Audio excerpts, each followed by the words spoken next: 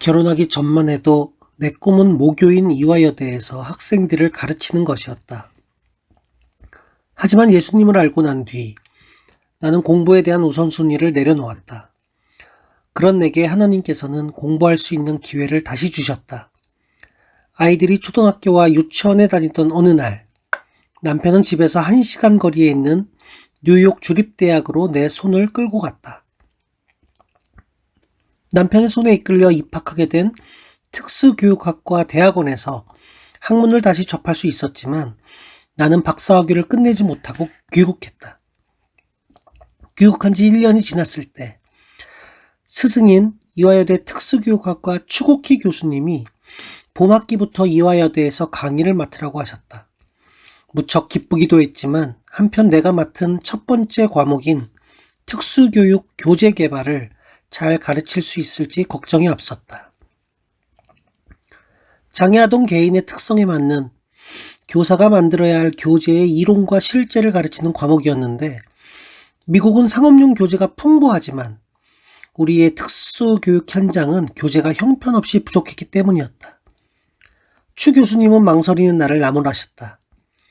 시간이 충분히 있으니 지금부터 준비하면 되지. 다른 사람은 이런 기회를 얻지 못해 애쓰는데 너는 여전히 소극적이구나. 나는 기도했다. 하나님, 복음 전하는 도구로 저를 부르신다면 필요한 서적을 구해주세요. 한 달이 거의 다 지나갔지만 여전히 나는 자신이 없었다.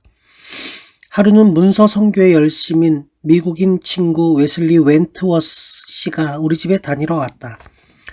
나는 혹시나 하는 마음으로 그에게 부탁했다. 그랬더니 그는 용산 미8군 서울국제학교에서 특수교사로 있는 친구를 소개해 주었다. 웨슬리 친구는 풍부한 시청각 자료들과 함께 11권의 책을 내 앞으로 가지고 왔다. 그리고 친절하게 말했다. 책은 필요한 사람의 것이니 필요하면 모두 가져다 보세요. 학교 측에 내 최종 의사를 밝히기 전날 신실하신 하나님께서는 정확하게 내 기도에 응답해 주신 셈이었다. 나는 강의를 준비하면서 주님이 나와 함께 하신다는 설렘으로 그의 겨울을 보냈다. 하지만 개강일이 다가오자 나는 또다시 하나님의 확인을 받고 싶었다. 주님, 내일 학교에서 하나님의 사람을 2사람 만나게 하신다면 이 시작을 주님께서 기뻐하시는 증거로 삼겠습니다. 이튿날 신입생처럼 긴장된 마음으로 집을 나서는데 남편이 말했다. 마침 잘 됐소. 당신 학교 가는 길에 이대 학보사에서 부탁한 내 원고를 직접 전해줘요. 학교에 도착한 나는 학과 사무실에서 학보사로 전화를 했다. 내 통화 내용을 듣고 있던 대학원 조교 강순구 양이 말했다. 선생님의 사부님이 과학원의 김영길 박사님이신가요? 그래요. 할렐루야, 선생님. 장혜성 언니와 저는 예수님을 믿는 교수님을 우리 학과에 보내달라고 오랫동안 기도해 왔어요. 하나님께서 저희 기도를 들어주셨어요. 이보다 더 확실한 하나님의 응답이 있으랴. 주님, 학생들을 열심히 가르치며 종강 시간에는 꼭 복음을 전하겠습니다. 그 해부터 14년 동안 한 번도 결강이나 지각하지 않도록 하나님께서는 내 건강과 환경을 지켜주셨다. 여러모로 부족한 내가 학생들의 한 가지 확실히 가르칠 수 있는 것은 책임감과 성실함이었다. 자기 일에 책임지는 사람, 성실과 열심으로 사는 삶은 어떤 실력보다 중요하다고 나는 생각했다. 때로 수업 시간이 채 되지 않아 강실로 들어가면 학생들이 불평하기도 했다. 선생님, 시간이 안 됐는데요? 미안해요. 아직 1분이 남았군요. 하지만 나 한 사람이 1분 늦게 들어오면 여러분 70명의 시간을 70분 낭비하게 됩니다. 드디어 종강 시간. 나는 마치 마지막 이 1시간을 위해 한 학기가 존재하는 것처럼 학생들을 향해 말문을 열었다. 시험 준비로 여념이 없던 학생들도 내 진지한 이야기에 고개를 들고 차츰 귀를 기울이기 시작했다. 여러분, 한 학기 동안 배운 학문과 지식으로는 사람이 변화되지 않습니다. 전쟁터에서 싸우는 것은 무기가 아니고 사람입니다. 어떤 훌륭한 교재나 지식보다 교사의 역할이 중요합니다. 여러분은 하나님의 눈을 의식하며 더욱 성실하게 가르쳐야 합니다. 교사가 무능해서 잘못 가르쳐도 아무도 교사에게 책임을 돌리지 않고 그 아동의 장애 탓으로 돌립니다. 그러나 하나님께서는 다 알고 계십니다. 특수교육은 하나님의 축복이 약속된 학문입니다. 장애 아동을 가르치다 보면 좌절할 때가 많을지라도 여러분은 이생과 내세의 약속이 있는 학문을 전공하고 있는 것입니다. 성경에 잔치를 배설하거든 차라리 가난한 자들과 병신들과 저는 자들과 소경들을 청하라. 그리하면 저희가 갚을 것이 없는 고로 내게 복이 되리니 이는 의인들의 부활 시에 내가 갚음을 받겠음이라. 누가복음 14장 13절로 14절 말씀 이라고 예수님께서 말씀하셨습니다. 인간의 사랑에는 한계가 있습니다. 사랑을 받은 사람만이 누군가를 사랑할 수 있습니다. 사람의 사랑, 이성의 사랑은 상황에 따라 변할 수 있습니다. 그러나 하나님의 사랑은 영원히 변치 않습니다. 하나님께서 우리를 사랑하셔서 독생자를 보내셨고 우리를 위해 십자가에서 죽으셨습니다. 이 사실을 믿기만 하면 누구나 영생을 얻는다고 성경은 말합니다. 나를 향한 하나님의 사랑이 어떠한지 알게 되면 우리의 생은 놀랍게 변합니다. 그 하나님의 사랑을 쑥스러워하지 말고 어린아이처럼 받아들이십시오. 그러고 나서 내가 애송하는 시를 학생들에게 읽어주었다. 사랑하는 친구야, 잘 있었니? 내가 널 얼마나 사랑하는지, 내가 널 얼마나 아끼는지 말하고 싶어 이 글을 쓴단다. 어제 나는 내가 친구들과 함께 이야기하고 있는 것을 보았어. 나도 너와 이야기하고 싶어서 하루 종일 널 기다렸단다. 저녁 때 나는 내가 하루를 잘 마무리할 수 있도록 아름다운 황혼을 너에게 선물했지. 내가 좀 쉴 수 있도록 시원한 산들바람들과 함께. 그런데 넌 내게 오지 않더구나. 정말이지 그 사실이 내 마음을 아프게 했어. 난 내가 잠드는 것을 바라보며 내 이마를 가만히 만지고 싶어서 내 얼굴과 베개 위로 달빛을 쏟아부었지. 그리고 다시 너를 기다렸어. 내가 깨면 서로 이야기할 수 있기를 바라면서.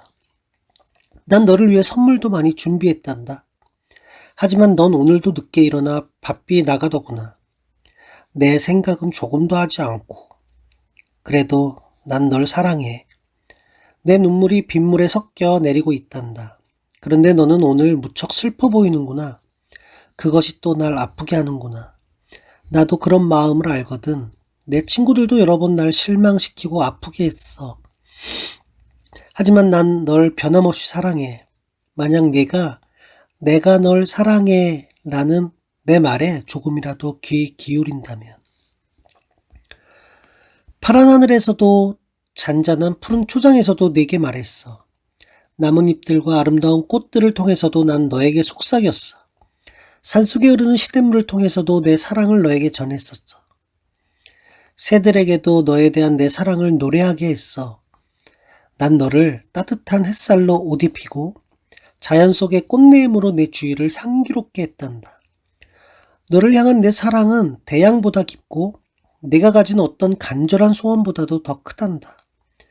내가 얼마나 너와 이야기하고 싶은지, 너와 동행하고 싶은지 내가 알 수만 있다면 우리는 천국에서 영원히 함께 살 수 있을 텐데. 하지만 그것이 이 세상에서는 너무 어려운 일이란 것을 나도 잘 알고 있어. 난 너를 도와주고 싶어. 나의 아버지에 대한 것도 너에게 알려주고 싶고 내 아버지 역시 널 돕고 싶어 하신단다. 친구야, 언제든지 날 불러줘. 그리고 내게 말해주렴. 제발 좀 나와 이야기해보자. 날 잊지 말아줘. 난 너에게 전해줄 것이 너무 많은데. 그래, 이제 더 이상 너를 귀찮게 하지 않을게. 나를 선택하든 거절하든 그건 내 자유니까. 그렇지만 나는 널 여전히 기다릴 거야. 왜냐하면 나는 너를 너무 사랑하니까. 너의 친구 예수로부터. 내 이야기를 듣던 한 학생이 눈물을 흘렸다. 순간 나도 모르게 목이 메었다. 나는 그 학생을 보지 않으려고 한쪽으로 고개를 돌린 채 그날 종강 수업을 마쳤다. 며칠 지나서 집으로 편지 한 통이 왔다. 그날 교수님의 말씀을 들으며 잠자던 제 신앙이 다시 깨어났습니다. 강의 시간에 흐느끼던 그 학생이었다. 그 학생은 졸업한 후에도 선생님을 통해 예수님을 소개받은 감격을 제가 담임하는 학생들과 나누도록 노력하겠습니다 하며 특수학교 교사가 되어 종종 내게 편지를 보내왔다. 그 박영미는 현재 호주에서 두 아이의 엄마로 특수교육을 공부하며 박사 과정을 밟고 있다. 선생님, 어제는 입학식 날이었습니다. 제가 맡은 반은 처음 학교에 오는 꼬마들 신입반입니다. 아주 커다란 20살이 넘은 녀석부터 이제 6살이 된 꼬마에 이르기까지 얼굴이 다르고 이름도 다른 녀석들이지만 또 한 해 동안 웃고 울어야 할 새 식구들임이 분명했습니다.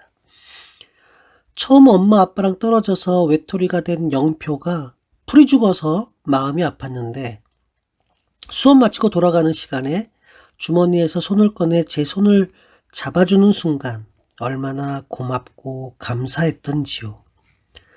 엊그제 엄마가 그 녀석을 이곳에 맡기시면서 많이 우셔서 그래서 저도 따라올 뻔해서 더더욱 측은하고 가여웠던 녀석이었습니다. 잘 부탁한다고 신신당부하며 떨어지지 않는 발걸음을 재촉하며 가시던 모습이 지금도 눈에 선연합니다. 키는 150cm의 큰 녀석인데 듣지 못하고 삼키지를 못하는 녀석이 있습니다. 오늘 급식으로 우유를 나누어 주었는데 너무나 먹고 싶어서 컵을 입에 댔지만 바닥에 흘러서 한 모금도 먹지 못하던 녀석이었습니다. 열심히 해야겠습니다. 이렇게 좋은 일을 허락하신 하나님을 위하여, 그리고 가난한 마음들을 지닌 우리 13명의 꼬마 천사들을 위해서 게으름 피우지 말고 내 자식이듯 내 동생이듯 보살피고 사랑하며 한 해를 지내야겠습니다. 믿고 의지할 친구가 되고 언니가 되고 선생님이 되어서 가슴속 깊이 새어나오는 따스함을 함께 나누며 한 해 동안 무엇을 어떻게 가르쳐야 할지 많이 기도해야겠습니다. 샬롬. 1987년 3월 3일 박영미 드림.